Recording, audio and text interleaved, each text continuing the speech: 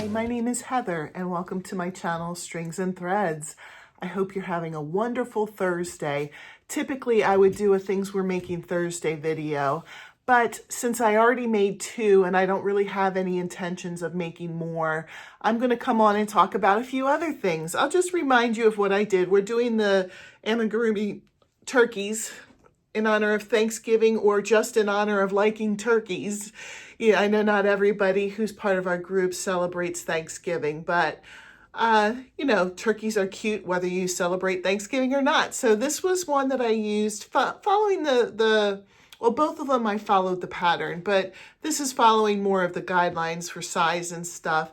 This I made with the Just Chanel, however you say that, for the body, and the rest was just regular worsted weighted or medium weight yarn. And then I decided to try it with thread yarn. The one thing that threw me off a little bit though, I thought it would be really, really cute to use this nice thread yarn that was hand dyed for me as the feathers. But now to me, and I said this last week, so I'm sorry if it's a repeat, it looks more like butterfly wings than feathers to me. So now I have a thread like butterfly turkey. So I don't know. But what I wanted to talk about today is that I have recently done a live series with Crystal from Hook That Yarn. She encouraged me to do it. It's about how to publish a crochet or knitted pattern book, self-publish on Amazon. She had asked me to do that, and really it's something that she said that a lot of people who publish books don't put out tutorials on how to do it. My reasoning for not doing it was because I really, although I did research into the process to how to do it, I really felt like I fumbled my way through it. I mean, I could do it again, but I didn't feel like I was like an expert on the process or anything like that. I just kind of followed the steps that I knew and winged it on the rest. So if you aren't familiar, and I'll have these linked in my description below, I do have two crochet pattern books published. This is called Fantastic Fantasy Dice Bag Books, or yeah, Dice Bag Crochet Patterns. And here's how it looks on the inside. And then the second one that I have, Marching Band Amigurumi, these are also available in e-format and Kindle format. So you can get the book or you can get the digital version of it. But this was about the process. This wasn't about the books per se. I just wanted to show you that that's why I was asked. So I agreed, and Crystal helped me kind of navigate how to put the videos together. So I'm going to link, they're in a playlist. There's a total of, it's either I think it's 3 lives. I think there was an introduction to what we were going to be going over. And then we did a whole one on copyright. And then we did the next one on the whole process of how to put it together. And I have another video that I did just myself. It wasn't in a live, but it was how to write a crochet or knitted pattern, the things that you need to include in a pattern so that it can be ready to be put out. And this is just, there are basically standard things that are in all patterns. And if you've read patterns, I'm sure that you can pick out what they would be. But I've modified my patterns over the years based on feedback that I've gotten. So I've been selling patterns individually on Etsy, but I'll get feedback on the way that I did it. And I'll go back and I'll modify how I did it to kind of fit in more with what people like. And I feel like, this isn't to toot my own horn, but I feel like the way that I structure them now is pretty clear. And I'm hoping that that's the way that people who buy my patterns would feel about it.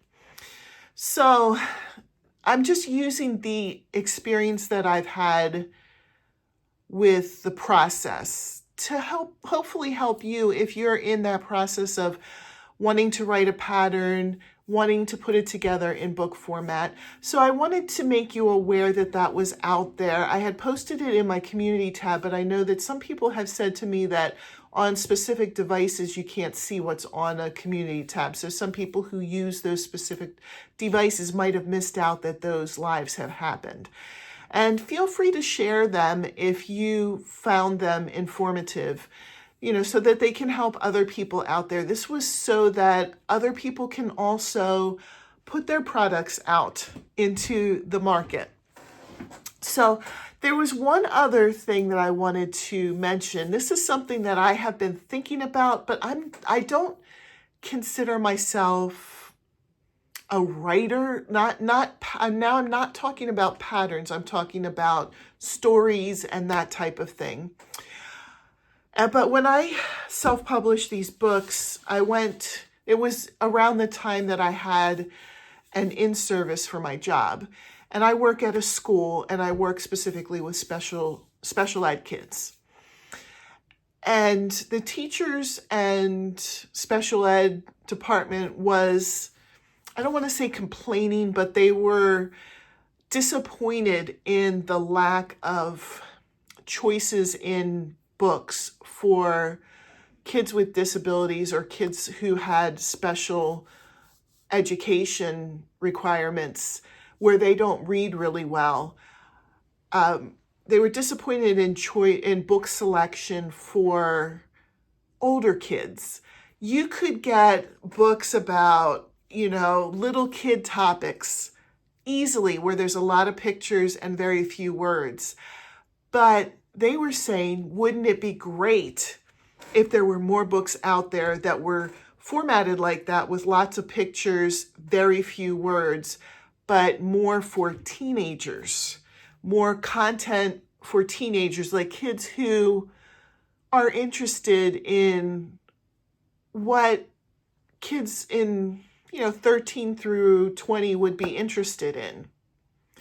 Not this, because kids, just because they don't read really well, doesn't mean that they are, socially, emotionally in, elementary school, interested in elementary topics. So I thought that I would throw that out, since if you were listening this far into the video, you were already maybe thinking about publishing a book or, the process of it. The way you would publish a written book would be the same way. You're just doing your book would just be a book instead of a pattern book. So I don't know if any of you guys feel creative about that, talking about more like teen to young adult topics. I think I could probably maybe come up with stories or something, but the animations intimidate me, putting the pictures into the book. I don't know. It's still something that I'm tossing back and forth, trying to see if I can put together. But some of you may be creative in that way, where you're good writers, good at putting the animation, the pictures into the books. So if you feel like you could do something like that, I think that you could find a market for it with the schools and with older students with reading difficulties, but they still are interested in the same social aspects that their peers are interested in. So anyway, I'm so glad that you tuned in today. Thank you for watching this. Thank you for supporting this channel. If you're not subscribed, I encourage you to subscribe, and I hope you have a wonderful day. Bye.